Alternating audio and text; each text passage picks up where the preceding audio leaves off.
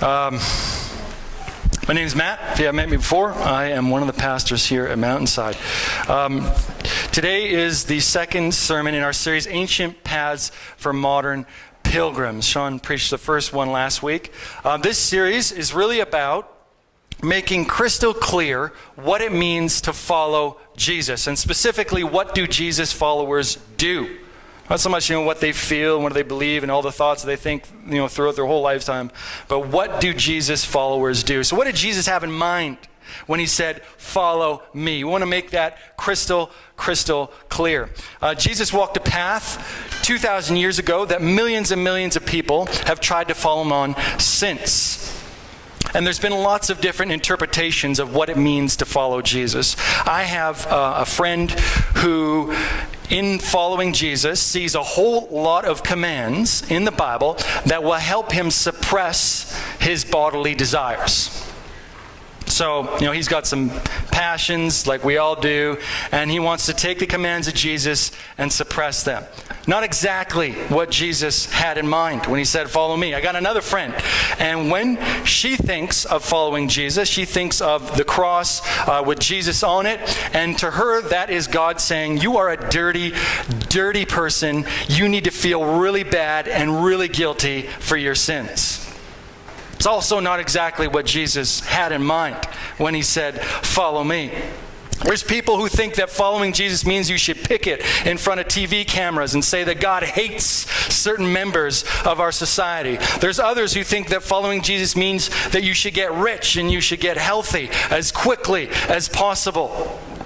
It's hard to know if you really want to follow Jesus if you don't know what's entailed. What does it really mean? What did Jesus himself have in mind when he said, come and follow me? And Jesus intended that would be clear for us, that we would know what it means to follow him. So that's what we want to do. Make that path that Jesus walked and that we could walk today if we want to follow him very, very clear.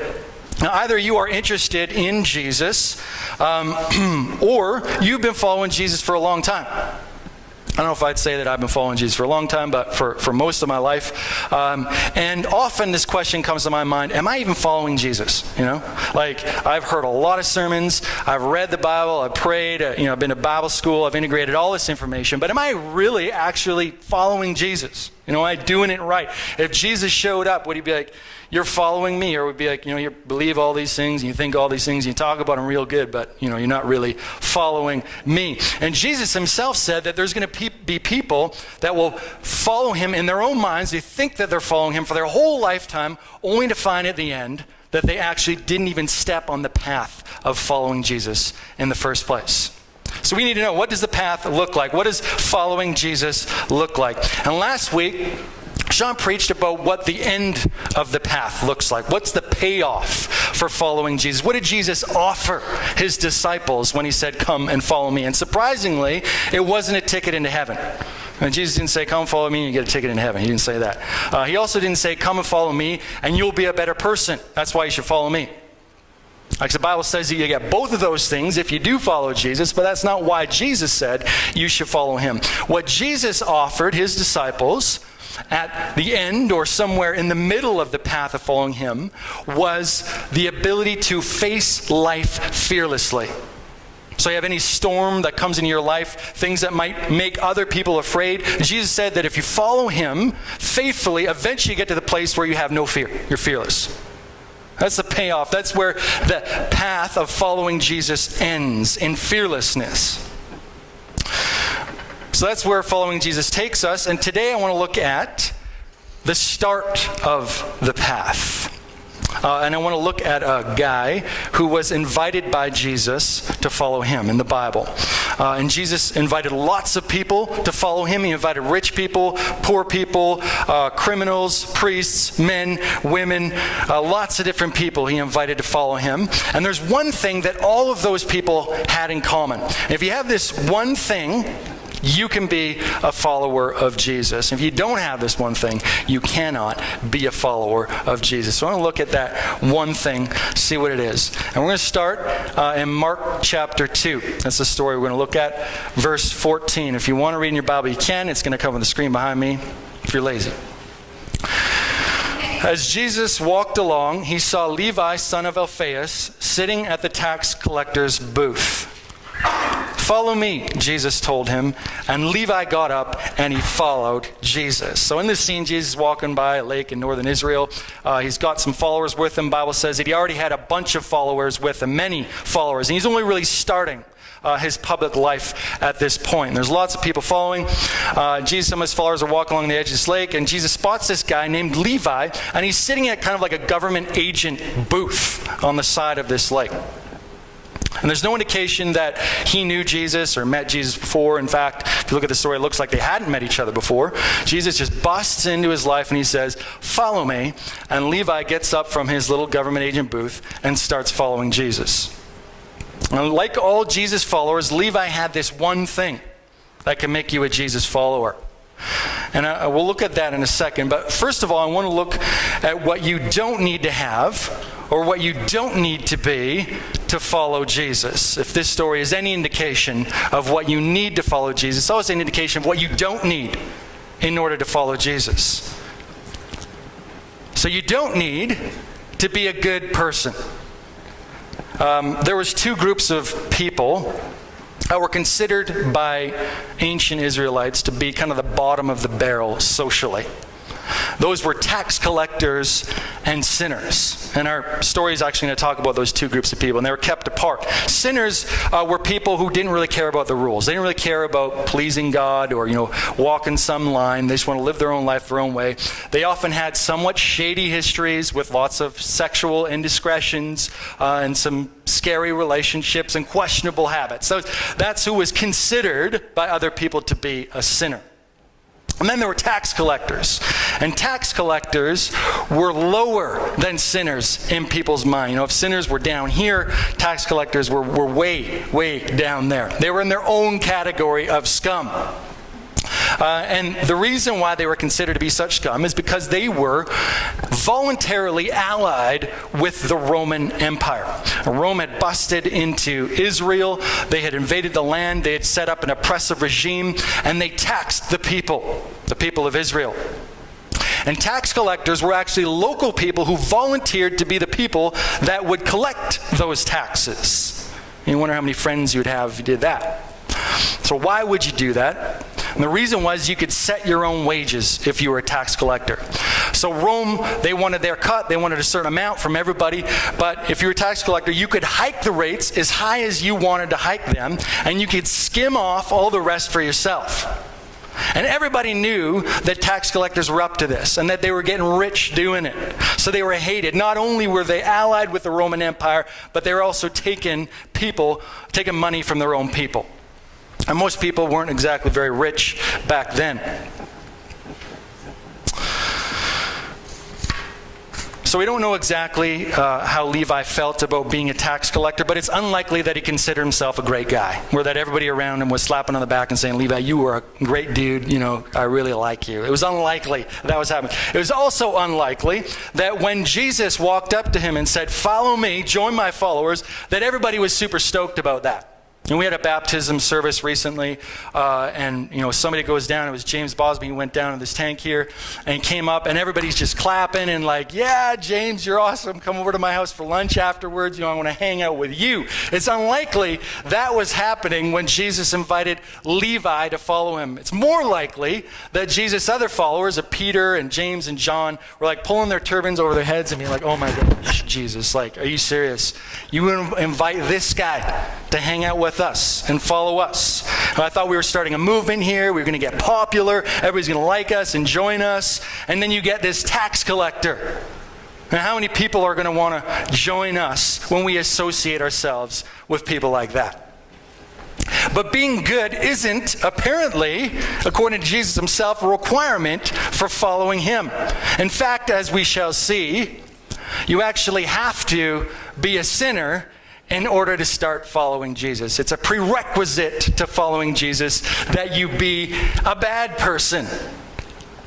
And I have a friend that tells me all the time, I wouldn't step into church. I'd probably light on fire or I'd get struck by lightning. And I'm like, perfect. You are exactly the type of person that Jesus is looking for to follow him. You don't need to be a good person to follow Jesus. Second thing, you don't need to follow Jesus, to believe that Jesus is the Son of God. Now, there's no indication that Levi thought that Jesus was anything more than a man when he showed up and invited him to follow him.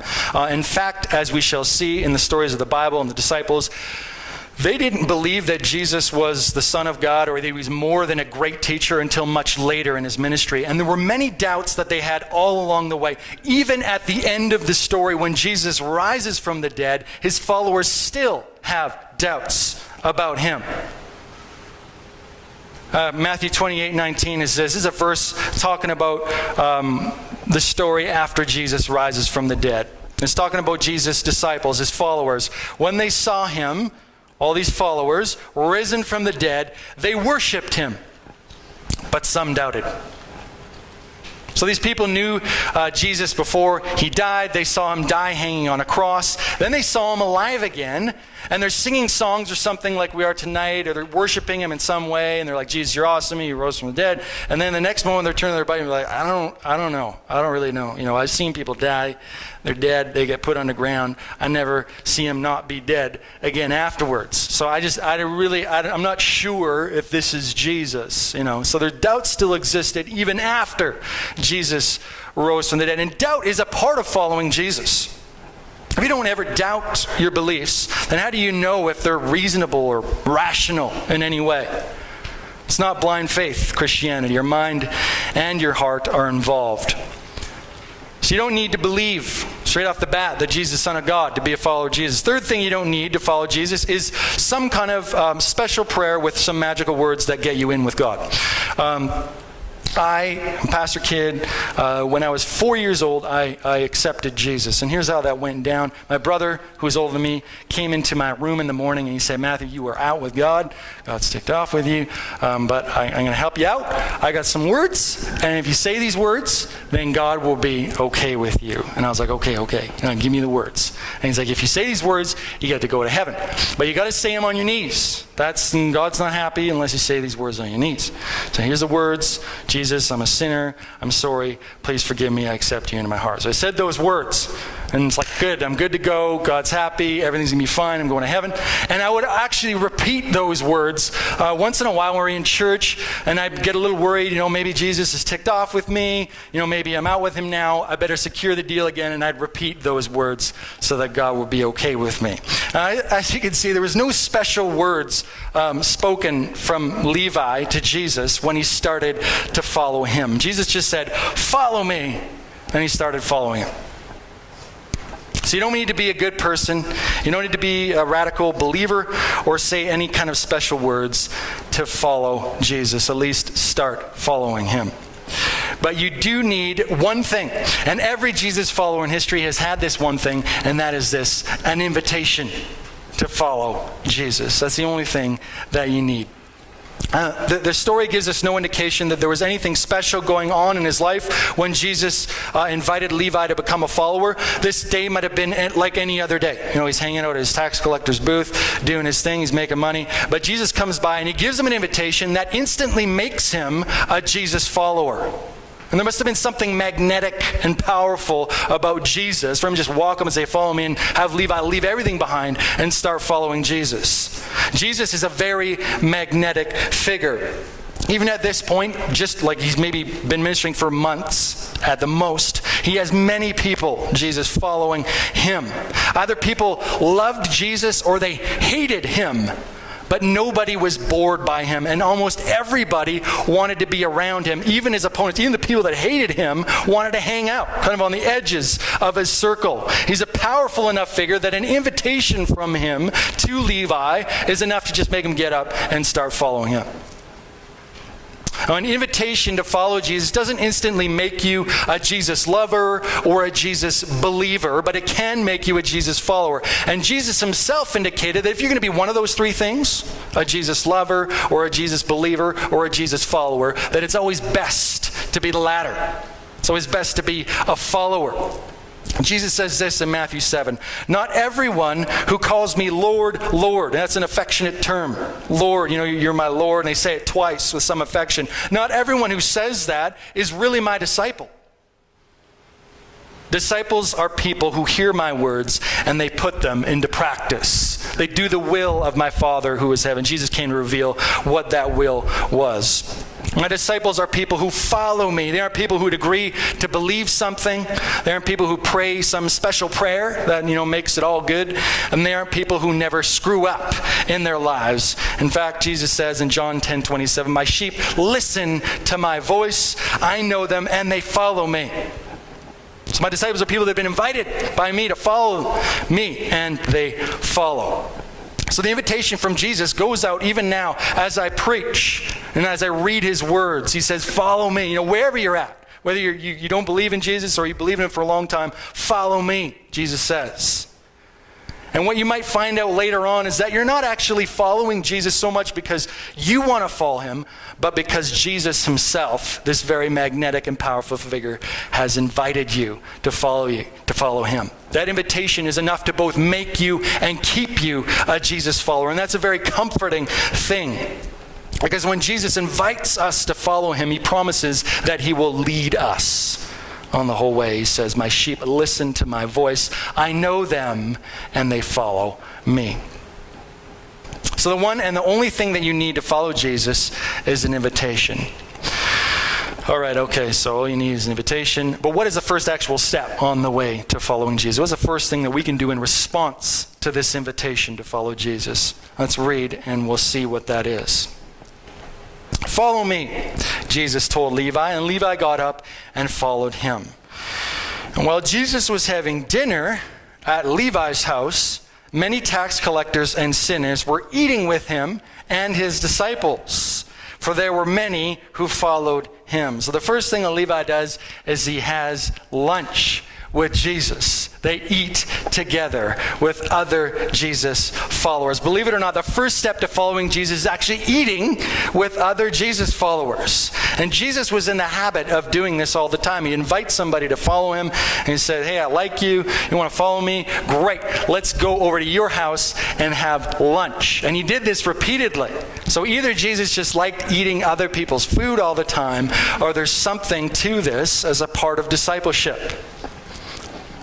And Jesus fought a lot with people who tried to put a damper on the whole eating program. The very next story we shall see in Mark here is one of conflict over eating. There's a group of people who say, you and your followers should eat less, Jesus. And Jesus says, no, we're going to eat more. Another group later says to his disciples, you should be more spiritually prepared before you eat. And Jesus said, that's ridiculous. We're just going to eat. And they say there's special days of the week when you shouldn't eat. There's only certain days when you should eat certain things, other you shouldn't. Jesus says it's ridiculous. We're going to eat whenever we want to, whatever day of the week we want to. They say there's special things that you shouldn't eat. And Jesus says, no, we're going to eat everything. The disciples say, we can't feed all these people, Jesus. So a whole bunch of people following Jesus. What are we going to do? We can't feed them all. And Jesus says, yes, we can. We're going to feed everybody. Jesus, you just raised a girl from the dead. What should we do? Give her something to eat. What did Jesus do the night before he died? He hung out with his disciples, had a big meal, a big nice meal. And what were some of his first words that he spoke when he rose from the dead? He said, you guys got something to eat? So the moral of the story is this. If you're trying to lose weight, you should not be a Jesus follower. If you really want to follow Jesus, there will be lots of eating involved. Lots of eating with other Jesus followers. I have gained 10 pounds since coming to this church. Pastor Ryan has gained more than 10 pounds since coming to this church. And Pastor Sean has actually lost 10 pounds since Ryan and I came onto this church. His wife tries to fatten him up, but he has so much anxiety about Ryan and I working here that he loses pounds every day. So the first step to following Jesus is eating with other Jesus followers. And you might say, Matthew, that's great. I like that. Sounds good. We're going to eat and it's very tasty. But am I supposed to invite people over? Is that what I'm supposed to do? Today, if I'm going to follow Jesus, invite somebody over to church to have lunch. Yes, you can do that. That's great. That's a good step to following Jesus. But we're going to actually make it even easier for you than that. And we've already talked about this. We're giving you an official invite to come out to these core group meetings every Wednesday night, starting this Wednesday? Yeah. This Wednesday. And that's going to start with us eating together. We're going to hang out. We're going to eat good food. I believe it's a potluck. Is that correct? Okay, so there's lots of different dishes from all over the place. Allison might even bring a coffee Jell-O mold. It's going to be great. So,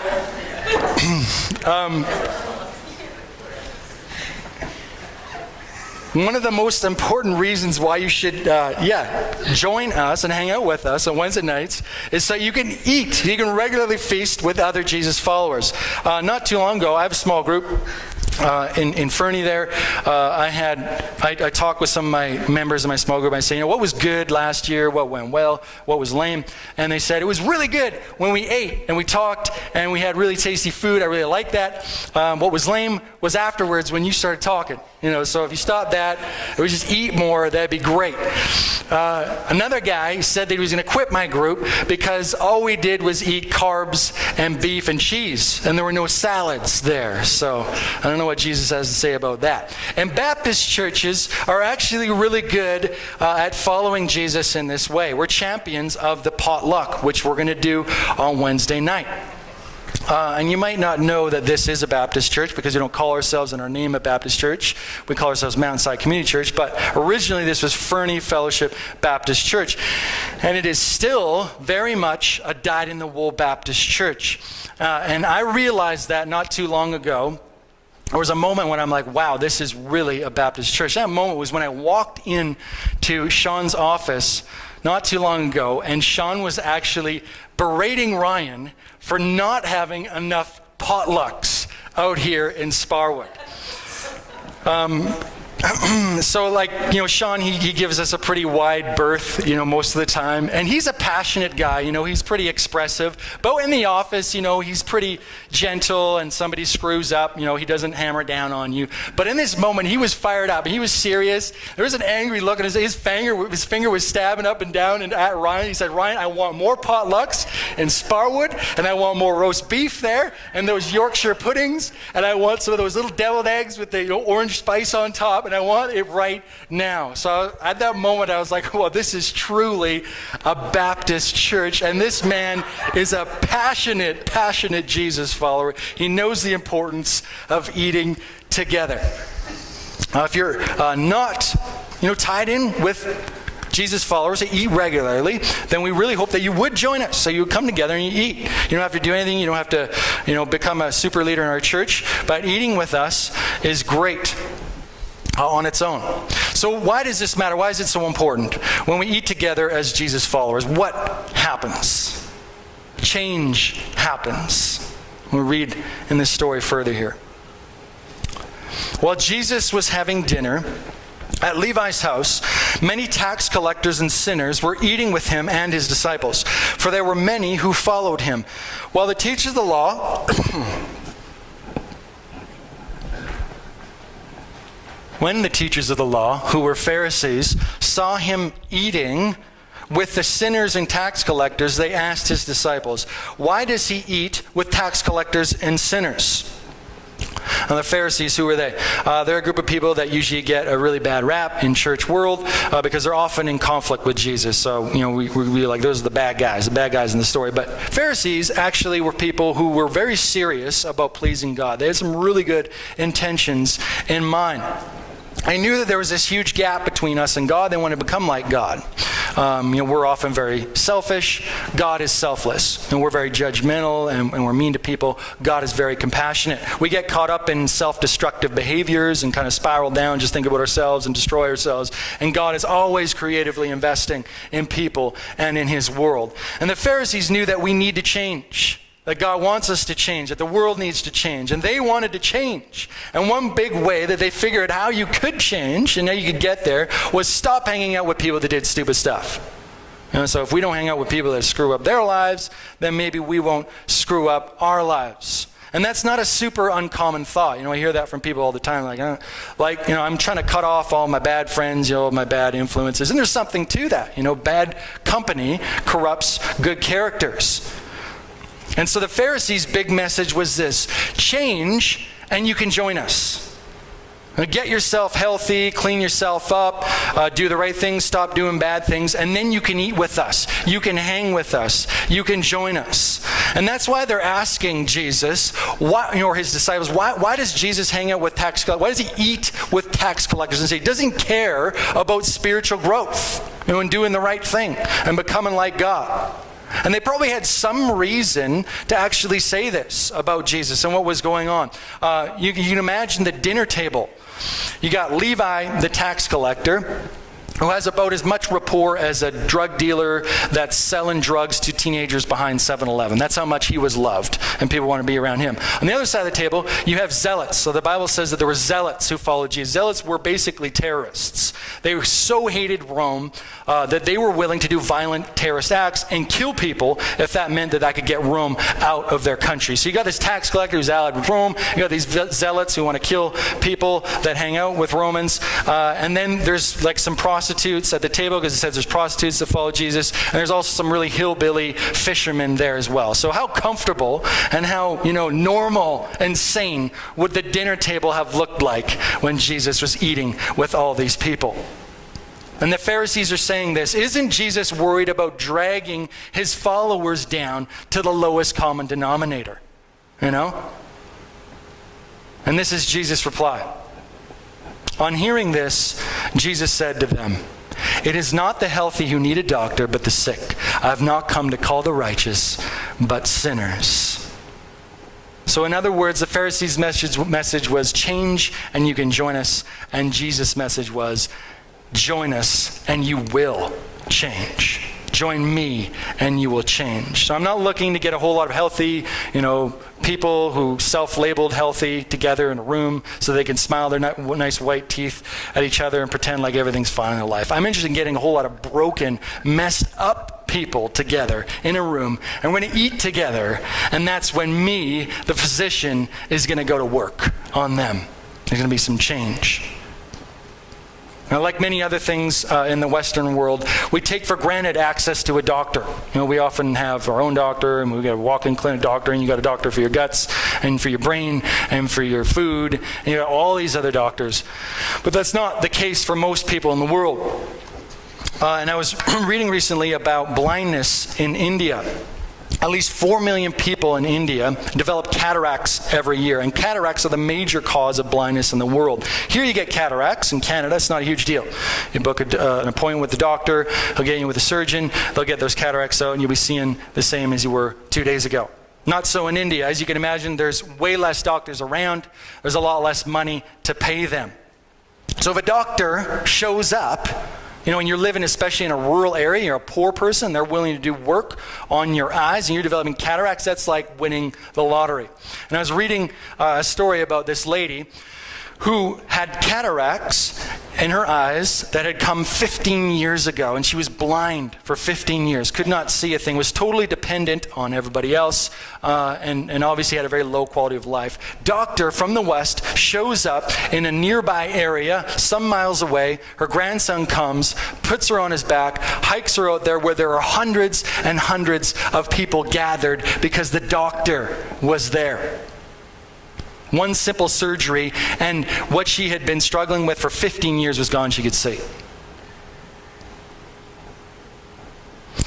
It's not the healthy who need a doctor, but the sick. I have not come to call the righteous, but sinners. So when Jesus' followers gather together, that's when the doctor is there. That's when the physician goes to work. Whether you feel it or not, Jesus promises that he goes to work when people gather in his name and they eat together in his name. So we're sending out that invitation to you again, that you would join us, you come, and that you would change, that you would eat with us, and you would change. Commit to doing life with us, Wednesday nights. In areas of your life where you have stagnated maybe for years, or you've been struggling for years. There's people in groups in our church, whether it's Silver Recovery or small groups, and there's change that happens in their lives simply because they're traveling with other people. And they've tried, many times before with self-discipline and hard work and lots of good advice to change. Didn't really work. Joined a group, all of a sudden, there's some serious, rapid change in their life because the physician is involved. So if you're in a group or you're coming on Wednesday, go expecting that the doctor's going to be there, the physician's going to be there. So, if that's the case, if Jesus' power is present to change and gather together, then we probably shouldn't talk about the weather too long, or mountain biking too long or fishing too long. We probably, should be real with each other. What's really going on in our life? You don't have to be super vulnerable right off the bat, but we should talk about meaningful things. Those are the conversations that Jesus breaks into and gets involved with. And if you are coming, and somebody starts to open up about something that's going on in their life, then remember that it's not you that's the doctor. And I often make this mistake myself, that it's not us who is the doctor, but Jesus says that he's the physician, that he'll do the work, he'll bring about the change. We don't got to do it.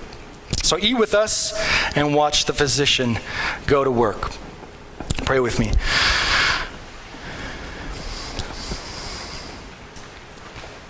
Jesus, we invite you to come and change us. We know that there are things that we struggle with, whether they are fears and anxieties or habits that we feel shameful about or relationships that are broken.